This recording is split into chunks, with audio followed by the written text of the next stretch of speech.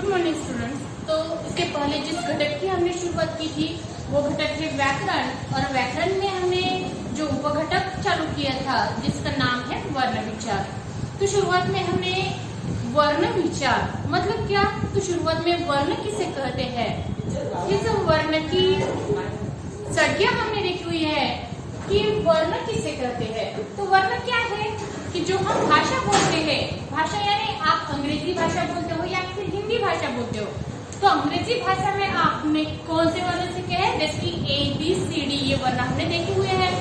तो इसी प्रकार जिस तरीके से हमें अंग्रेजी में ABCD वर्ण सीखे हुए हैं, उसी तरीके से यहाँ पर हिंदी जो भाषा है, हिंदी भाषा में जो वर्ण है जो कि अ आ इ ई ये जो वर्ण आते हैं, इन वर्ण की जो ध्वनियां है यानी कि अ, ये ध्वनि का जब हम उच्चारण करते हैं, इस वर्ण का जब हम उच्चारण करते हैं तो इसकी जो ध्वनि आती है अ आ, तो इन ध्वनियों के जो चिन्ह होते हैं, जैसे कि चिन्ह होते हैं अ ये चिन्ह आता है, इसके बाद आ ये चिन्ह आता है, तो इन चिन्हों को यहाँ पर क्या कहते हैं, तो वर्ण कहते हैं। तो ये हुई वर्ण की संज्ञा यहाँ पर। तो वर्ण है, ये वर्ण भाषा की सबसे छोटी इकाई मानी जाती है, यानी कि अ आ इ ई पूरी ये जो वर्ण आते हैं, पूरे हिंदी में कुल मिला के 52 वर्ण है, ये आपको मालूम है। तो ये हिंदी की जो पूरी इकाई है, ये पूरी इकाई यहाँ पर भाषा की सबसे छोटी इकाई मानी गई है, और इस वर्ण के यहाँ पर खंड नहीं किए जाते, यानी यहाँ पर विभाजित नहीं किया जाता, यहाँ पर अलग नहीं किया जाता, यानी कि यह छोटी से छोटी ध्वनि यहाँ पर जिसके टुकड़े नहीं किए जाते वह वर्ण कहलाती है, यानी कि अ हो या फिर ई हो, उ हो, यहाँ पर सबसे छोटी से छोटी जो इकाई है, सबसे छोटी से छोटी जो ध्वनि है, ये ध्वनि यहाँ पर वर्ण कहलाती है। यहाँ पर जैसे कि फॉर एग्जाम्पल देखो, सबसे छोटी से छोटी ध्वनि एग्जाम्पल में क्या आता है, जैसे कि ई ये छोटी से छोटी ध्वनि है, इसके बाद है ई ये भी छोटी से छोटी ध्वनि, यहाँ पर उ ए ये जो छोटी से छोटी यहाँ पर ध्वनि है, ये ध्वनियां यहाँ पर वर्ण कहलाती है। यहाँ पर वर्ण की ये संज्ञा आपको समझ में आ गई होगी। तो जिससे समझ में नहीं आता है, यहाँ पर जो संज्ञा मैं यहाँ पर आपसे कहती हूँ, ये आपको यहाँ पर काफी में लिख लेने हैं।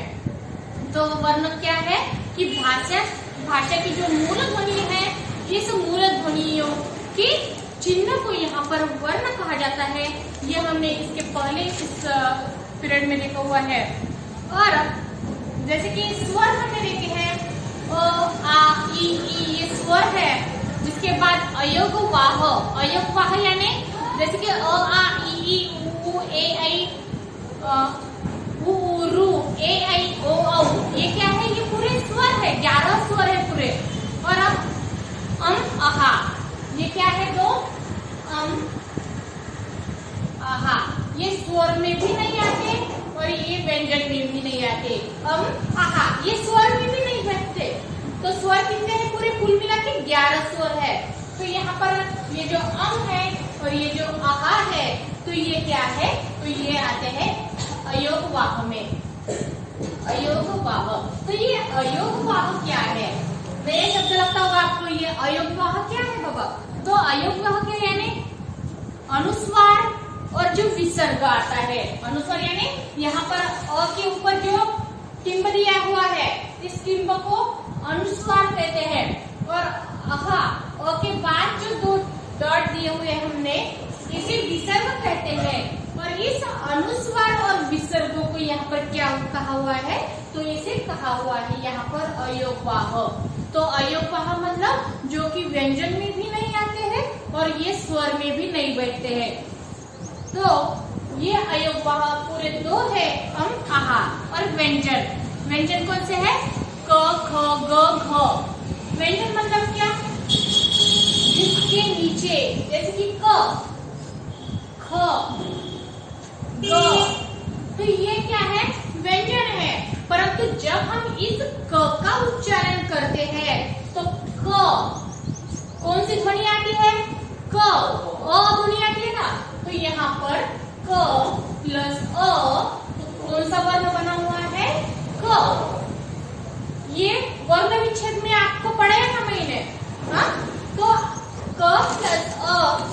ध्वनि आती है क, परंतु यहाँ पर जो व्यंजन होते हैं इनके नीचे क्या होती है, ऐसी तिरछी रेखा होती है, तिरछी रेखा होती है।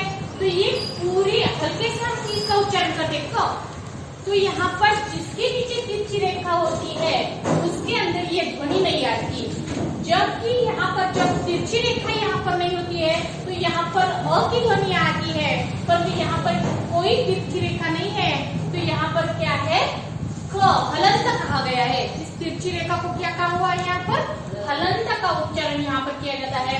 तो ऐसे हलंत जो वर्ण है ये वर्ण व्यंजन कहलाते हैं। ये व्यंजन क्या कहलाते हैं, वर्ण व्यंजन कहलाते हैं। यहाँ पर यहाँ तक हमारा पूरा हो गया था। तो इसके बाद हिंदी के वर्ण के दो भेद होते हैं। अभी हिंदी में जो वर्ण है इन वर्णों के दो भेद किए जाते हैं, जिसमें पहला है स्वर और दूसरा आता है व्यंजन। ये भी हमने इसके पहले तासिका में देखा हुआ है। स्वर मतलब क्या, कि मुख से बिना किसी व्यवधान, यानी स्वर क्या होते हैं, जब हम मुख से हमारे मुख से जिसका उच्चारण करते हैं और उच्चारण करते समय हमें किसी भी प्रकार की तकलीफ नहीं होती, किसी भी प्रकार की अड़चन नहीं आती है, तो ऐसे बिना तकलीफ के जो वर्ण बोले जाते हैं उन वर्णों को क्या कहा जाता है, तो यहाँ पर स्वर कहा जाता है। जैसे कि हिंदी भाषा में पूरे कुल मिला के मैंने कहा है आपको कि 11 स्वर है, जैसे कि अ आ इ ई उ ऊ रू ए ऐ ओ औ, ये क्या हुआ है, पूरे 11 स्वर है।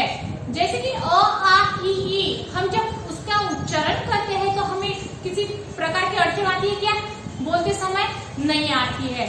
तो जब जो वर्ण हम बोलते हैं जिसका हम उच्चारण करते हैं तो वो उच्चारण करते समय हमारे मुंह में किसी प्रकार की अड़चन नहीं आती है, ऐसे वर्ण स्वर कहलाते हैं।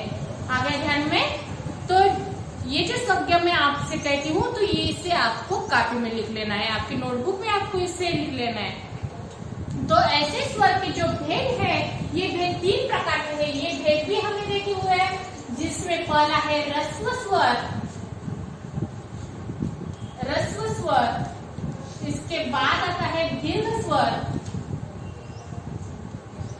और तीसरा है लुप्त स्वर, लुप्त स्वर। इन भेदों का अभ्यास भी हमने इसकी पहली तासिका में किया हुआ है, पर इसके बाद है स्वरों की मात्राएं, जिसका आज हमें अभ्यास करना है वह है स्वरों की मात्राएं, स्वरों की मात्राएं। अभी स्वरों की मात्राएं क्या है, तो स्वरों की मात्राएं मतलब यहाँ पर क्या हुआ, क्या है स्वरों की मात्राएं, जैसे कि स्वर कौन से है, अ आ इ ई, अ आ ई ई। तो यहाँ पर देखो ई, तो इस ई में जो पहला है वो कौन सा होता है, ह्रस्व होता है, और दूसरा होता है वो दीर्घ होता है। अ आ ई उ ऊ रू ए ऐ ओ। तो ये क्या है, पूरे कुल मिला के 11 स्वर है। तो अ, यहाँ पर अ की कोई मात्रा है क्या, नहीं है, यहाँ पर अ ये सिंगल है, अकेला है, यहाँ पर यानी कि इसकी कोई मात्रा नहीं है। यहाँ पर आपको क्या लेना है, इसकी कोई मात्रा नहीं है, मात्रा नहीं है। हाँ, आ में एक मात्रा यहाँ पर दी गई है, देखो अ के ऊपर ऐसी एक मात्रा दी है, तो यहाँ पर इस तरीके से आपको लिख लेना है। उसके बाद ई की ह्रस्व है, ह्रस्व यानी कि यहाँ से हमें इसे ह्रस्व की एलर्जी नहीं है, यहाँ पर देखो इस तरीके से ई। उसके बाद दीर्घ, दीर्घ मतलब यहाँ से हमें ये एलर्जी यहाँ पर देनी है, ई ऊ मतलब ह्रस्व और यहाँ पर दीर्घ ऊ। उसके बाद आता है रू, रू यानी जैसे कि हम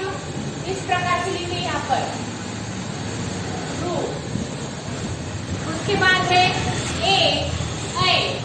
अब देखो ए ही ह्रस्व है तो इसके ऊपर ए कैसे आती है और ए इसके ऊपर ओ का भी इसी प्रकार से है। ये स्वरों की जो मात्रा है ये मात्रा यहाँ पर दी गई है। सिर्फ यहाँ पर जो अ वर्ण है अ स्वर यहाँ पर दिया है, इस अ स्वर की कोई यहाँ पर मात्रा नहीं दी गई है। तो यहाँ पर हमने स्वरों की जो मात्राएं है ये मात्राएं हिंदी भाषा में पूरी 10 मात्राएं होती है, ये आपको लिख लेना है, ये ध्यान में रखना है क्योंकि आपको 8वीं 9वीं और 10वीं कक्षा में ये व्याकरण आता है और पूरे 10वीं कक्षा में 9वीं कक्षा में तो आपका थोड़ा बहुत लिया जाता है, परंतु 10वीं कक्षा में आपका पूरे डिटेल्स के साथ ये वर्ण विचार ये जो पूरा व्याकरण के घटक है ये डिटेल्स के साथ नहीं लिया जाता। तो आपको ये ध्यान में रखना है कि हमारी जो हिंदी भाषा है इस हिंदी भाषा में पूरे 10 मात्राएं होती है। तो इस 10 मात्राओं का अभ्यास हमने अभी किया है। क्योंकि 10 मात्राएं क्यों? क्योंकि अ की कोई मात्रा नहीं है और अ ये वर्ण छोड़ के अ ये स्वर छोड़ के पूरी 10 मात्राएं हमने अभी यहाँ पर ली है। तो इसके अगले पीरियड में अगली तासिका में हमने स्वर रहित वर्ण के अभ्यास करना है, स्वर युक्त वर्ण कौन से है और इसका प्रयोग कहाँ पर किया जाता है, इसका अभ्यास हमें अगली तासिका में करना है। Thank you.